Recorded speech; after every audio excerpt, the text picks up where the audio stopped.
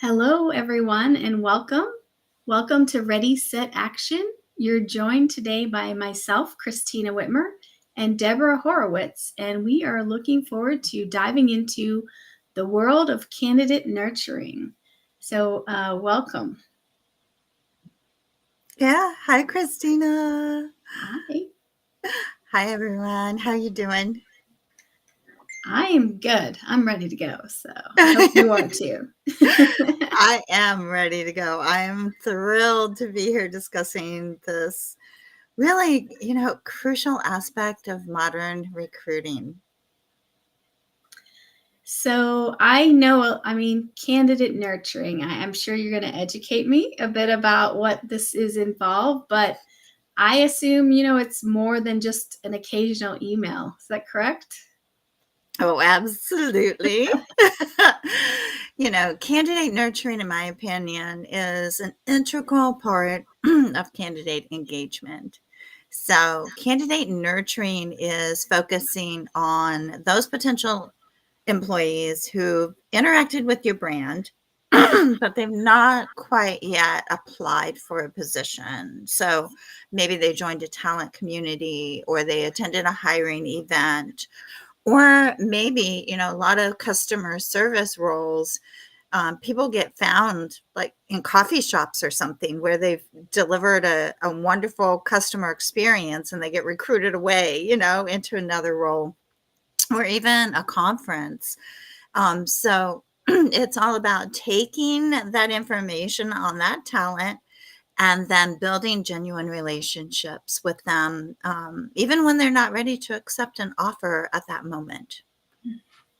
That makes sense to me. So, Yeah. I'm curious, like, obviously today's market is very competitive, right? A lot of people on both sides, but there's a shortage of very, certain types of talent. And then there's also a shortage for the candidates as well. So what do you find in a competitive environment? How does this affect everyone? So, yeah, to your point, I mean, top talent, those with the high in demand skills, they always have a lot of options, right? And so nurturing them really allows you as an organization to stay top of mind with those highly qualified candidates. And along the way, you're positioning your company as an employer of choice and you're demonstrating really genuine interest in their career goals, which is very out of the ordinary in today's automate this, automate that kind of world, right? And you're really helping by doing that to create a very strong talent pipeline for yourself for the future. Gotcha. So, yeah, I think I've always felt like it's important to nurture your team, your employees for whatever their future is. And I think it gives you the best result, but it is a little counterintuitive when you think about it. But not nurturing them and growing them, it's not going to work either. So you can't hold someone hostage to a job. You have to try to support them because most people do want to stay. They don't want to make a change unless there's a pain point. So I get you. Yeah, yeah, exactly. And I think that the nurturing piece of it in the past, it kind of by not doing it, it kind of attributed to that black hole feeling where maybe you did apply and then you never ever heard back from the from the company. Right. So if you've got it set up even in that scenario to make sure that you're continuing to engage with them, it really does differentiate you and your brand. Gotcha. So I know you've had a lot of experience in this space. Have you seen a lot of mistakes that people make in this, when they're trying to do candidate nurturing? Well, I think one big one is really neglecting to stay in touch with them, once they apply. Like I said, out of sight, out of mind kind of thing. And they go into that black hole and they don't hear anything for days, weeks, months, sometimes even years. So that's definitely like right up there at the top. And then Another mistake is just sending out generic automated emails that really lack personalization. That is just something that really turn people off in this day and age where things can be more personalized, quicker and easier than ever before. And candidates do expect that there is some personalization. So without it, you can really, damage your employer brand. It'll become a turnoff and they won't want to work for you. And then I probably think the third mistake is not engaging with the candidates after the interview process. It's, if you've got a highly qualified candidate and they just didn't get the offer this time, that doesn't mean that you could never talk to them again, right? So Right. being able to send that personalized note, acknowledging their skills and expressing appreciation for their time, or, get them into some follow-up email sequences where they're getting the latest news about the company or blog posts, or even invite to events down the road that the company might be having.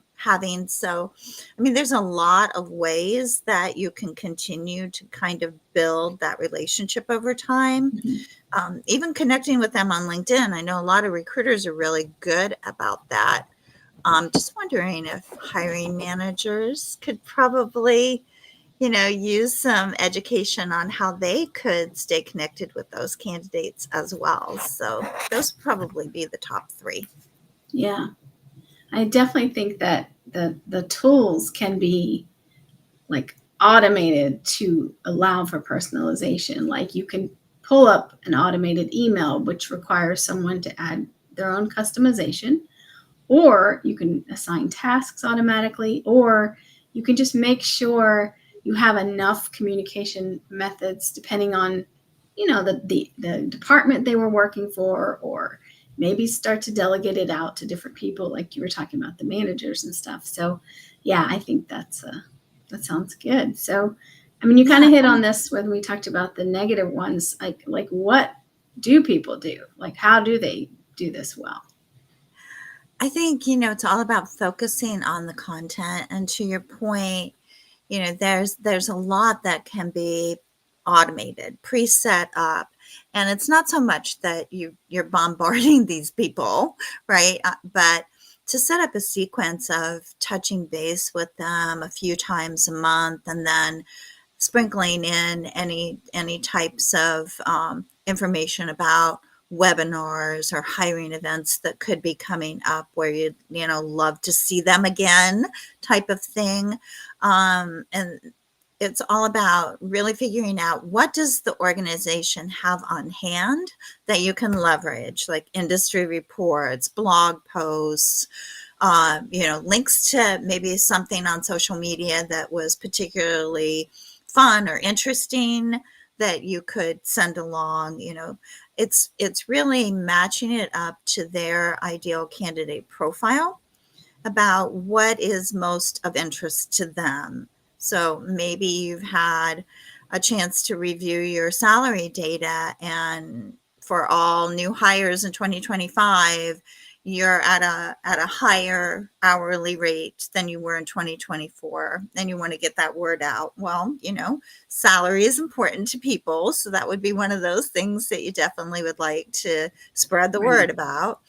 But, you can also showcase your company's expertise and really show how you're making a difference in your community, or how you are a thought leader in your field. And, wouldn't it be wonderful for them to come and contribute to, the future of innovation in whatever that industry is that you're in?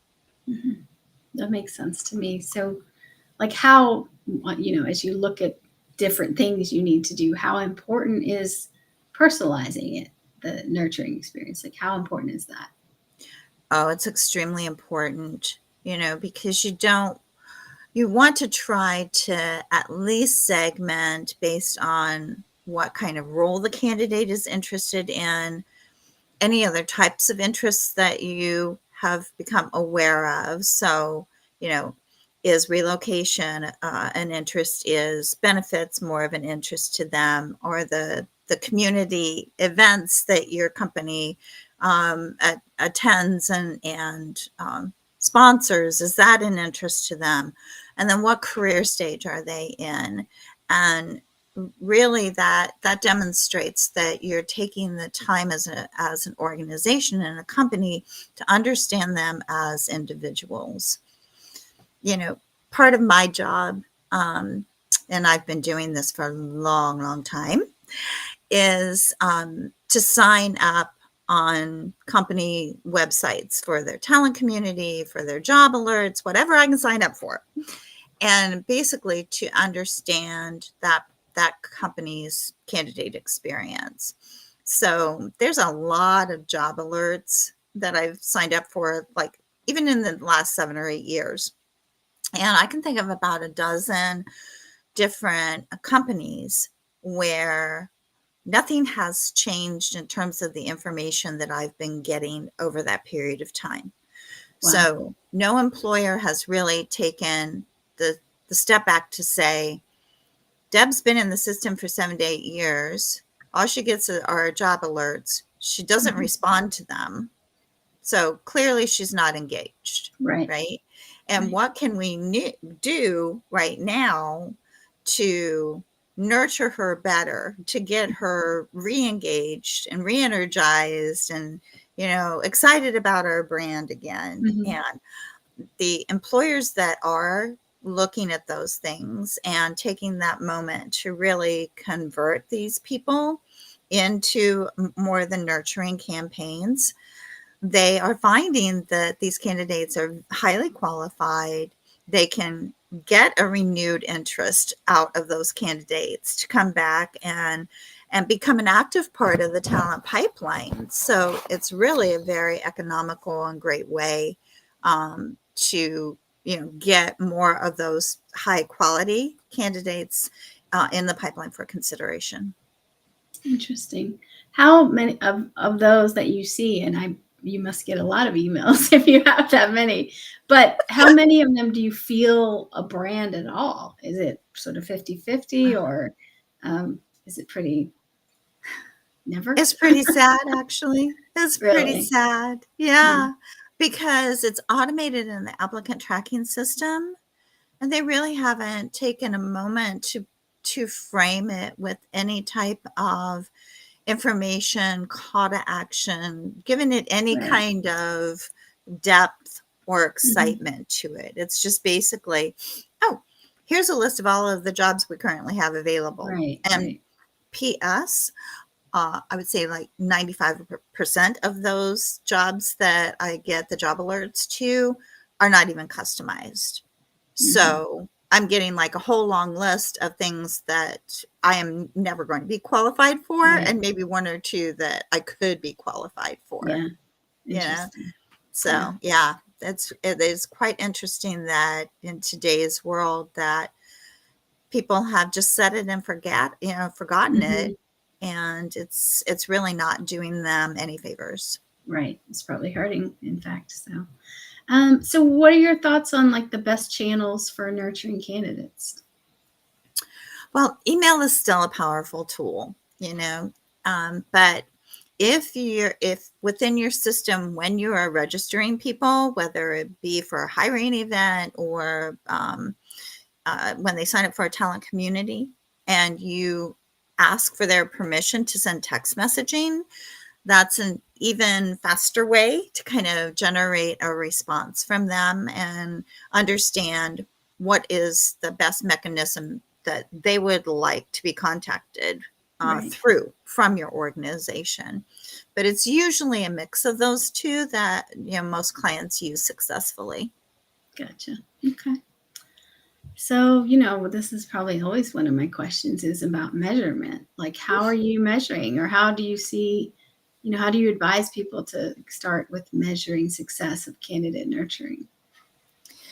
The great thing about using it within a platform, whether it's your applicant tracking system or a separate platform, is that a lot of the metrics are already built into it. So from an email or an SMS text campaign. You can look at delivery rates, open rates, click-through rates, and conversion rates, which are really at the top of the list. And then, going along the funnel as you're monitoring how long it takes to actually get the person to go through to the application, fill that particular job, and then really, every talent acquisition department at this point should be analyzing source of hire, and really trying to get that nailed down through data and through tracking tags and things of that nature to ensure that they're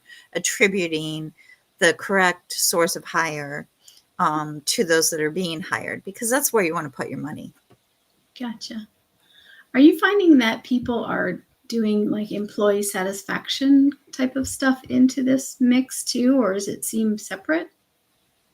So employee satisfaction helps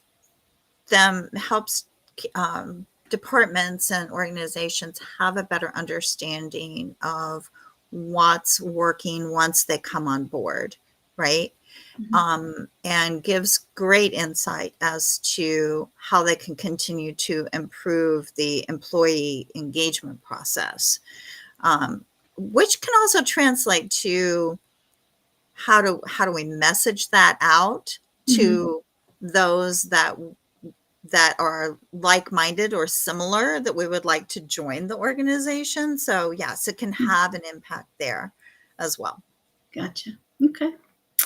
Well, good. This is really insightful as I look at breaking down steps that can be, to be honest, just it's about knocking down these, challenges and fixing them, right? And then continuing to improve. So I think this is really a good place to say. So anything else to tell sort of the viewers as things they need to look out for or start to put into the process?